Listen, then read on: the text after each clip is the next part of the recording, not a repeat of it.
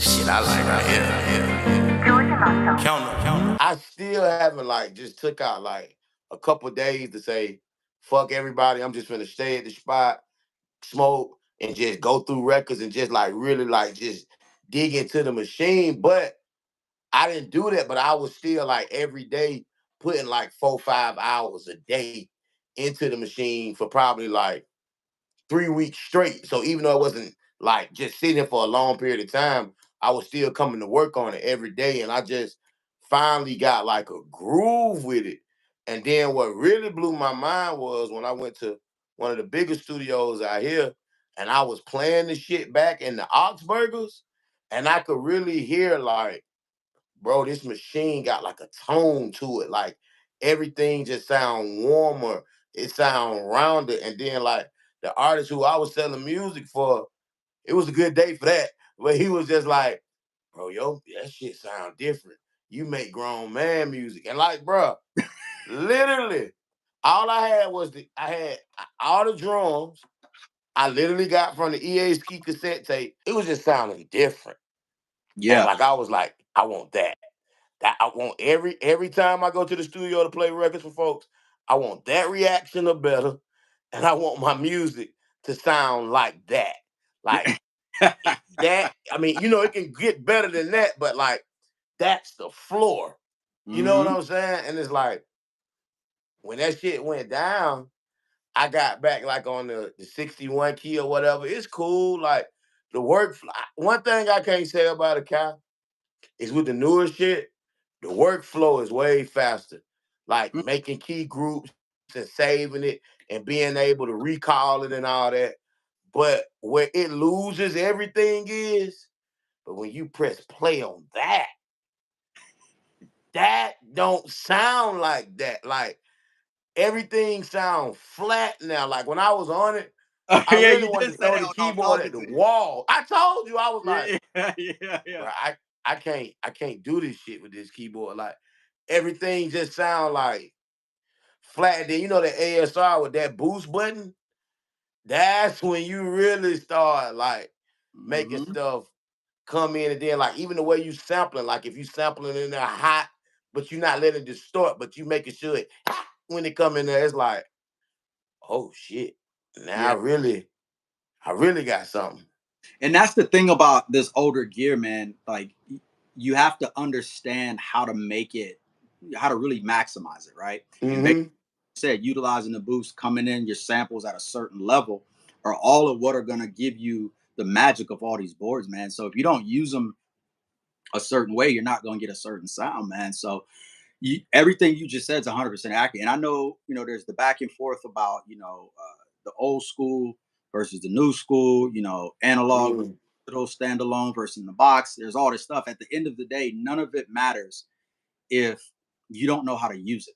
It doesn't matter. Like, you can give Mm-hmm. somebody ASR 10 and they just still are not very good at what they're doing. So it doesn't matter that they have one. They don't Mm-hmm. sample it right. They don't use it the way that you can really maximize it. Or you can have somebody that can sit on FL and then just make the greatest beats you ever heard because they Yeah. understand music, they understand sonics, they understand how to get to the end result.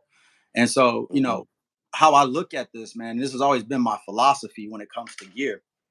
You use what makes you the most creative, right? When you're Mm-hmm. creating, because that's what you're doing. So if it's workflow that you need, that's cool. But what you Mm-hmm. can't do is you can't think that one thing is just like this other thing because somebody is just saying that it is, but you can hear that it's different, right? So Mm-hmm. you may not like the sound of the older gear. You just might Mm-hmm. not. And Mm-hmm. that's cool, man. Like, but to say that the ASR X or the ASR 10 or the MPC 60 sounds like the MPC 1 or the Roland SP 404 or anything like that, that's not accurate at all. No. There is a sonic difference. Whether or not Yeah. you need to get that, whether or not you do that's up to you. Like, for example, I'll show you right now. Here it come, ladies and gentlemen. So this right here. Here it come. Here it come. Here it comes. So I just finished dropping these back in. So I don't know if y'all can see. Ooh. That's the Rupert Neves. Yeah, yeah. Can y'all see those? Because I know these Hell cameras be yeah. acting a little weird. Nah, it look good. I can see. Yeah, can y'all see it in there? Okay. Mm-hmm. Cool. So, for example, something like this, and I gave you a quick little studio tour before, but Mm-hmm. I'm still setting up. But something like that, right? It doesn't matter what you put into it. You're gonna be able to get it where it needs to Mm-hmm. be. So I could throw a SP404, I could throw a MPC1, I can throw any signal in there, and if I know what I'm doing, I'm gonna make it Mm-hmm. sound. That's what it is. Yep. But I look at each individual piece of gear like an ingredient, right? So you being from Georgia, from the South, you already know what good food tastes like. You Mm-hmm. already know. The Okay, look, question, can't you tell? the question I ask people, man, is this right here. When it comes to, let's say, I don't know, your grandma, your granny, your auntie, whoever it may be, that person in your family that you just love their food for a certain reason, and their food always stays the same year after year, time after time. When you taste it, you know it's theirs. Somebody else can make that same dish, but it don't taste like how they do it. And if you Mm-hmm. ever watch their process, sometimes there's something specific that they do. Maybe there's a certain type of rice they use. Maybe there's a certain type of, instead of using tomato paste out of a can, they make their own. Whatever it may be, these little ingredients, these little Say things. sauce. Exactly. Mm-hmm. But the thing is that one thing on its own doesn't really make the dish. But if you take that one thing out, you're gonna be like, something tastes different. Shit, I like right here. Count 'em.